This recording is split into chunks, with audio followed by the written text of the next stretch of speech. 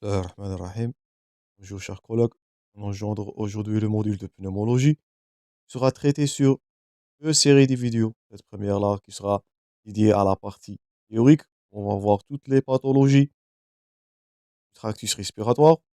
Et la deuxième qui sera dédiée sur la partie pratique où on va voir les interprétations de tous les clichés que vous allez retrouver dans votre pratique médicale dans les pathologies pulmonaires. Donc, c'est le cours de professeur Kbati. Toujours, vous allez trouver tous les supports dans la description pour télécharger, chers collègues. Toujours, je vous invite à abonner, chers amis. Je serai disponible sur Instagram pour vos questions et vos propositions. Et n'oubliez pas, chers collègues, maximum de j'aime et de partage. Ne laissez pas ces vidéos à votre disposition. Le but de cette série de vidéos, c'est d'atteindre le maximum nombre des étudiants le plus tôt possible dans leur préparation. Donc, on va commencer la partie théorique. On va voir premièrement les pneumonies. Lorsqu'on dira pneumonie, donc on parlera d'une atteinte du parenchyme. Donc on aborde la pneumologie premièrement par la pathologie infectieuse et on traite aujourd'hui la partie qui est communautaire. Communautaire, donc ça veut dire c'est les infections qui vont survenir en ambulatoire, en dehors de tout milieu hospitalier. Donc ça diffère à la pneumonie de type nosocomial qu'on va aborder comme deuxième cours. Donc, premièrement, les pneumonies aiguës communautaires que vous allez trouver dans votre pratique en ambulatoire chez l'adulte. C'est une pathologie comme le titre indique, c'est aiguë. Donc, les buts ou bien les objectifs pédagogiques, savoir diagnostiquer des pneumonies aiguës communautaires. Vous allez trouver ça dans votre pratique médicale. C'est un motif fréquent en consultation. Identifier, partie la plus importante, les signes de gravité et les facteurs de risque. Donc, parmi les compétences tout médecin qui doit acquérir, c'est de savoir évaluer l'état du patient. Est-ce qu'il nécessite des mesures de réanimation ou pas? Est-ce qu'il est en état grave ou pas? Est-ce qu'il s'agit des signes de gravité et des facteurs de risque sur le pronostic vital? D'abord, le parenchyme pulmonaire, c'est un organe noble. Et dernièrement, décrire les principes de la prise en charge de ces pneumonies aiguës. Donc, ces dernières années, depuis 2019, le tableau clinique des pneumonies aiguës, il a été prédominé. Donc, c'est une pandémie qu'on va tous vivre. Donc, c'est le Covid-19 qui est le virus qui est le responsable, qui domine le tableau clinique de pneumonie aiguë. Donc, définition, on dira pneumonie, donc tout ce qui est rouge, je répète, tout ce qui est gras, tout ce qui est point fort, c'est à retenir. Et bien sûr, questions fréquentes posées aux examens. Donc, j'insiste sur tous les points forts. Donc, on dira pneumonie. Donc, pneumonie, premièrement, c'est atteinte du parenchyme. Donc, c'est pas de la pleurésie et l'atteinte de lèvres. On va voir ça dans le prochain cours. Donc, c'est une infection respiratoire qui est basse. Donc, au-dessous des bronches. On parlera là atteinte infectieuse qui est sous-glottique, associée ou non à une infection respiratoire haute. Parfois, il peut s'agir des angines, c'est l'atteinte de l'appareil respiratoire haute ou pas. Donc, infection respiratoire basse, c'est au-dessous de la glotte. On parlera de pneumonie. Je répète le terme, lorsque cette atteinte-là, elle est profonde dans le parenchyme, donc sous les bronches, au niveau des alvéoles. On parlera de haut appareil respiratoire si susglottique. On parlera des angines. Donc, les infections respiratoires basses, je répète, c'est l'atteinte sous-glottique. Elle peut être associée ou non à une infection respiratoire haute. Et deuxièmement, une pneumonie, je répète, c'est une atteinte du parenchyme. On parlera des alvéoles. Donc, la plupart à retenir de ces pneumonies sont d'origine virale et dominées bien sûr par le Covid-19. Et elle ne nécessite pas d'antibiothérapie. Je répète, ça sert à rien de prescrire une antibiothérapie. Ça, on avait vu précédemment dans la bactériologie concernant ou bien dans un terrain d'infection virale. Donc, ils sont prédominés par origine virale où le traitement là va être symptomatique. On va voir ça dans la partie thérapeutique. Et il existe trois situations. La première, la bronchite aiguë, ce serait notre prochain intitulé. Donc, c'est les atteintes des bronches, elle est moins grave. L'évolution, elle est bénigne. Je répète, une bronchite aiguë ne nécessite qu'un traitement symptomatique. Faites attention. Ce qu'on dira bronchite, cette dernière peut s'aggraver. On peut noter l'exacerbation des bronchites de façon qui vont devenir chroniques.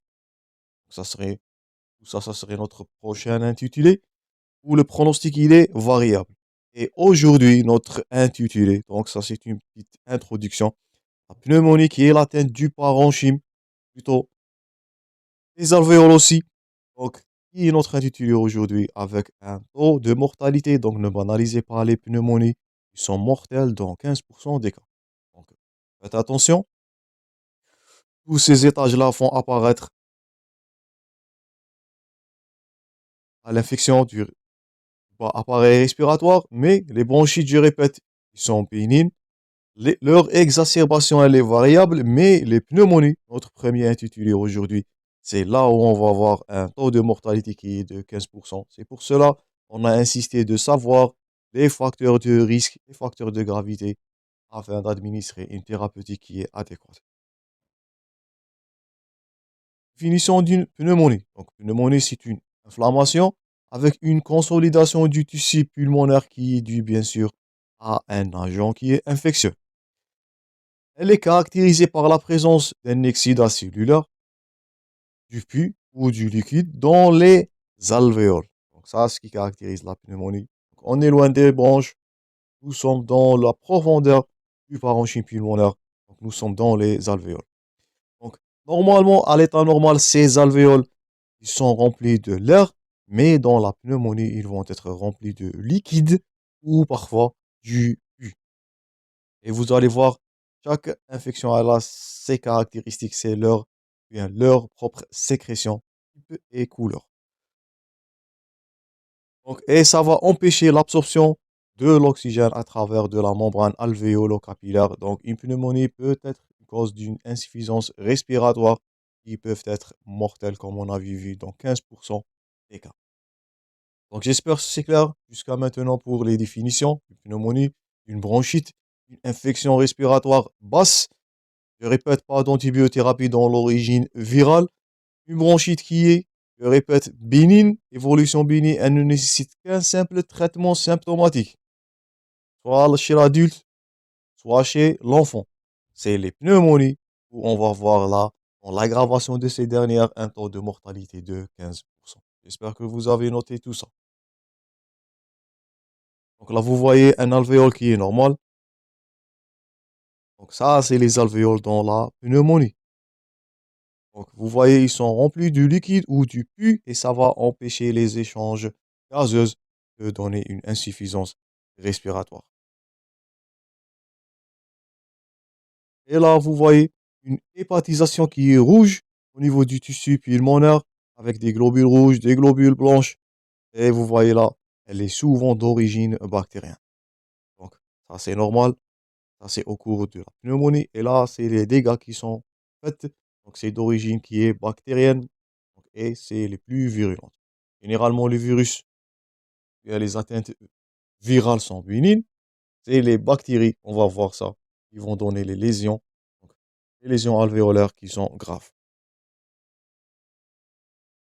Donc, comme épidémiologie, donc, l'incidence, ou bien premièrement, c'est la première cause du décès d'origine infectieuse dans le monde. Je répète, ne banalisez pas les pneumonies, sont très mortelles. Et c'est la quatrième cause de mortalité de toutes causes confondues. À retenir, bien sûr, je répète, c'est sur ce point-là, les pneumonies sont les premières causes du décès d'origine infectieuse. Vous voyez là,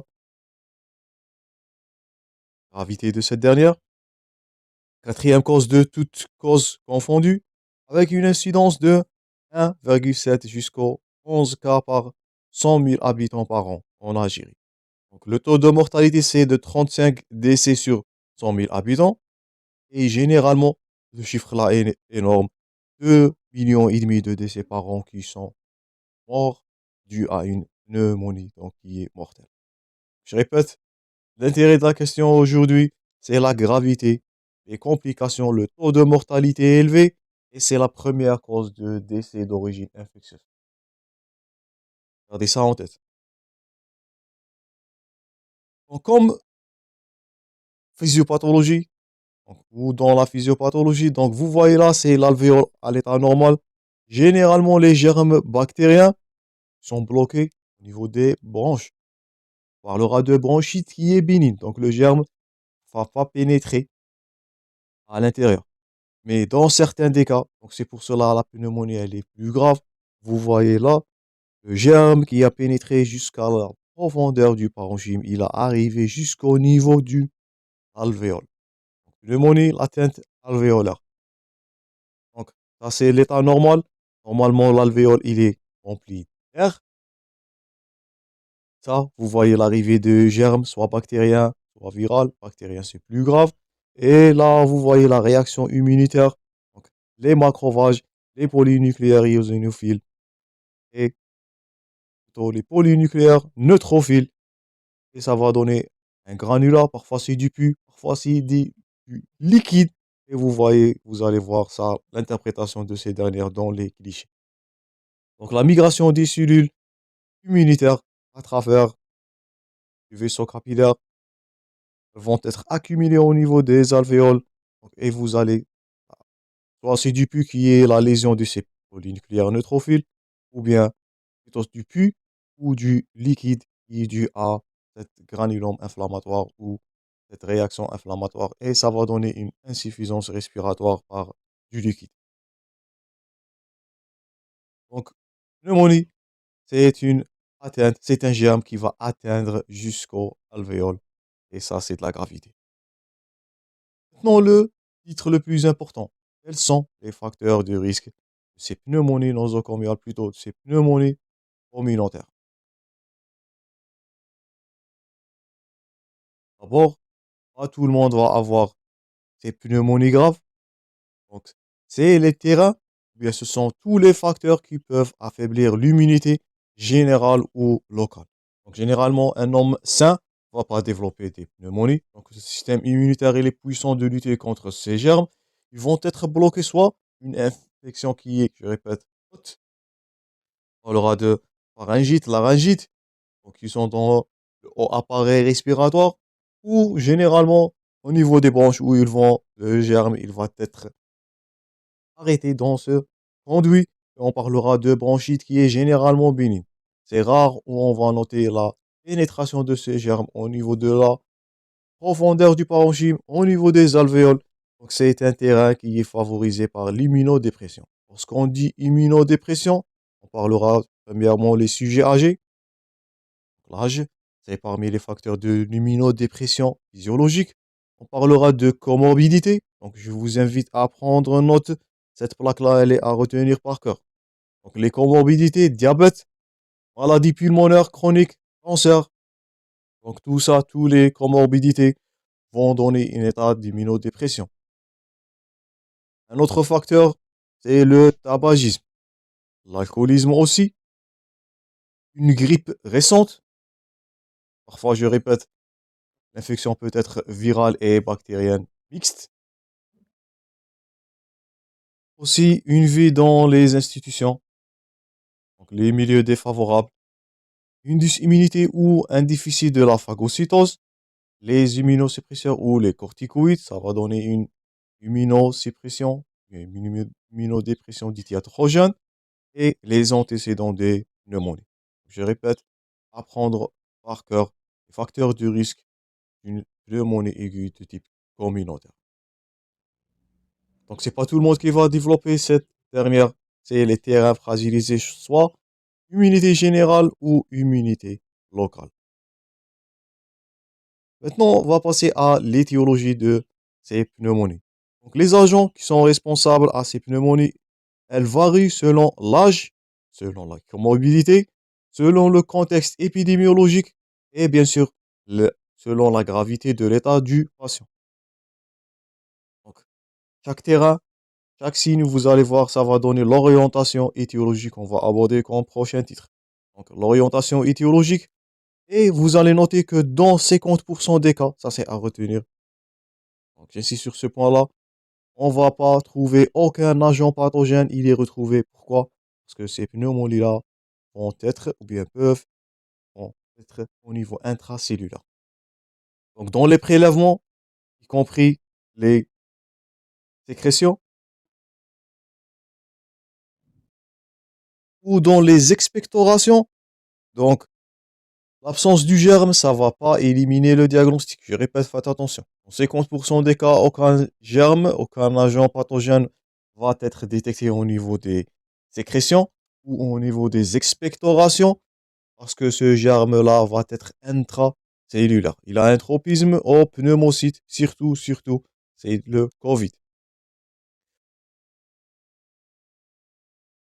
Première cause, donc, comme étiologie de ces pneumonies. Premier agent pathogène qui est à retenir, c'est le Streptococcus pneumonia, le fameux pneumocoque, qui est la première cause des pneumonies communautaires.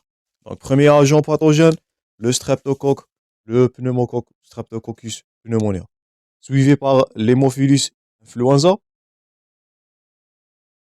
le Staphylo doré, les BGN, les bactéries à gram négatives, qui comportent 3 à 10% chacun. Donc, première cause, premier agent pathogène, c'est le streptocoque pneumonia, le pneumocoque, suivi par l'Haemophilus influenza, le staphylo doré, qui est habituellement retrouvé chez le sujet âgé. On va voir ça dans le diagnostic ou bien l'orientation étiologique. Donc, c'est le terrain de comorbidité chez le sujet âgé ou dans les pneumonies post-grippales. Donc, il va être, si on peut utiliser le terme là, opportuniste chez les sujets âgés. Les virus sont retrouvés dans 10 à 30% des cas. Et comme je vous ai dit, il existe dans certains des cas une co-infection mixte virus et bactéries. Donc, je répète les points forts à retenir. Dans 50% des cas, le germe il est intracellulaire dans les pneumocytes. Donc, le tropisme, surtout viral, on ne va pas noter l'existence du germe dans les expectorations ou dans les sécrétions bronchiques. Donc, une culture ou bien une biologie ou bien un examen biologique, les expectorations négatives, ça ne va pas éliminer le diagnostic, faites attention. Et le pneumocoque qui prédomine, le, les causes, les étiologies, le premier agent pathogène retrouvé dans ces pneumonies communautaires, suivi par l'Haemophilus influenza, le staphylo qui, si on peut utiliser le terme opportuniste chez le sujet âgé, et les virus qui sont retrouvés dans 10 à 30% des cas. Et je répète, il peut exister une co-infection virale et bactérienne chez le même patient.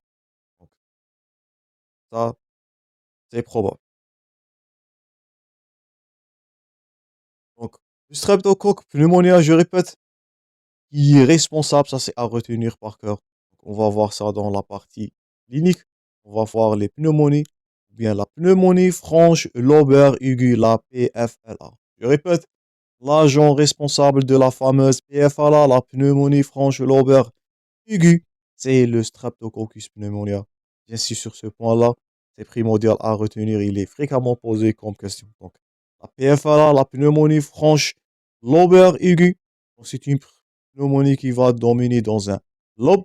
Nous allons voir ça, je répète, dans la partie pratique, dans l'interprétation du cliché. Donc, diagnostic radiologique, c'est la PFLA. Diagnostic clinique, probablement il s'agit d'une infection à pneumocoque qui est le plus fréquent des bactéries. Comme on avait dit, parfois le germe il est intracellulaire. Donc, on parlera de pneumonie qui est atypique. Donc, c'est le cas de Mycoplasma pneumonia chez le sujet adulte jeune. Le cas de chlamydia, le cas de Legionella et chez les sujets âgés comme on avait dit. Donc, devant des comorbidités, surtout du diabète, troubles de déglutition, personnes âgées tarées. Donc, c'est le Staphylo doré, Staphylococcus aureus qui va prédominer la liste. C'est le tête de liste, suivi par les entérobactéries et les anaérobies. D'autres germes qui sont moins fréquents, je répète, l'Haemophilus influenza et dernièrement les virus ou bien comme agent pathogène. Donc, du plus fréquent vers le moins fréquent, je répète, Streptocoque pneumonia, les germes ou bien la pneumonie atypique. Donc, la première pneumonie que vous allez retrouver, donc par ordre de fréquence, c'est la PFA, là, je répète, pneumonie franche lobaire aiguë, suivie, je répète, par les pneumonies atypiques, par le staphylodoré dans les terrains de comorbidité, Haemophilus influenza et les virus qui vont occuper 10 à 30%, comme on avait dit, comme agents pathogènes dans ces pneumonies aiguës. Donc ça, c'est tout pour cette première partie. J'insiste sur le taux de mortalité élevé chez, ou bien dans un contexte de pneumonie aiguë. 50% des cas, je répète, l'agent pathogène peut être pas trouvé. Il est intracellulaire, il va être pas trouvé dans les sécrétions ou les expectorations. Donc c'est le cas par exemple du mycoplasma, du chlamydia, de Legionella. La pneumonie franche, lobaire aiguë, tout ça sont des points forts à retenir de cette partie. Elle est causée par le Streptococcus pneumonia, le pneumocoque, qui est le tête de liste. Donc le premier agent pathogène dans les PAC, suivi par les pneumonies atypiques, le staphylo doré chez les sujets âgés, donc dans un terrain de comorbidité, diabète, HTA, ainsi de suite, suivi par l'hémophilus influenza et dernièrement le virus, c'est 30 ou bien 10 à 30% des cas de ces pneumonies. Et faites attention, il peut s'agir d'une infection mixte, une coexistence, une co-infection virale et bactérienne. Donc, je vous remercie pour votre attention, chers collègues. On va continuer ce cours dans les prochaines parties où on va voir la clinique, les examens paracliniques, quelques aspects radiologiques et bien sûr la conduite thérapeutique, prise en charge de ces pneumonies qui sont, je répète, avec un haut taux de mortalité, c'est de 15%, avec un chiffre énorme, 2,5 millions d'essais par an par ces pneumonies. Bon courage dans vos préparations, chers collègues. Je vous rencontrerai très prochainement. Merci pour votre attention et à la prochaine.